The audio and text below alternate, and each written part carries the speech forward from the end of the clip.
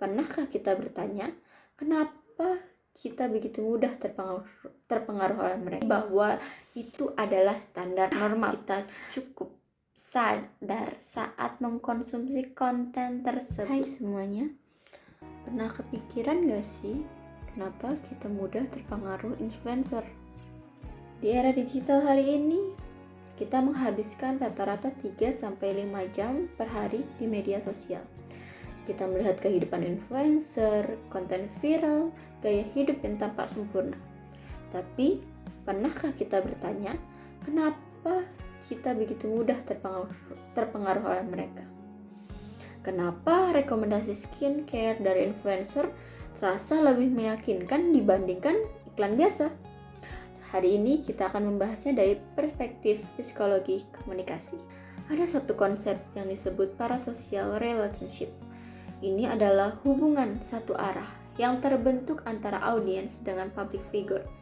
Kita merasa kenal dengan influencer itu, kita tahu cara hidupnya, kita tahu cerita hidupnya, kita tahu kebiasaannya, dan kita merasa dekat.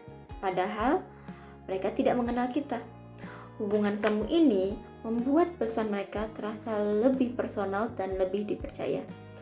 Selain itu, ada juga teori social comparison dari Leon Festiger. Nah, teori ini menjelaskan bahwa manusia secara alami membandingkan dirinya dengan orang lain untuk mengevaluasi diri. Di media sosial, perbandingan ini menjadi ekstrim. Kita tidak membandingkan proses, tapi kita membandingkan hasil akhir yang sudah dikurasi.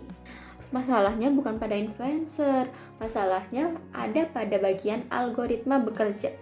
Semakin sering kita melihat konten tertentu, semakin kuat persepsi bahwa itu adalah standar normal. Lama-lama, kita bukan hanya terpengaruh membeli produk, tetapi terpengaruh cara berpikir, gaya hidup, bahkan citra diri sendiri. Maka pertanyaannya bukan lagi kenapa influencer begitu berpengaruh, tapi apakah kita cukup sadar saat mengkonsumsi konten tersebut? Literasi digital bukan hanya soal bisa menggunakan teknologi, tapi soal kemampuan berpikir kritis terhadap pesan yang diterima. Karena di era ini, yang paling berharga bukan perhatian kita, tapi kesadaran kita.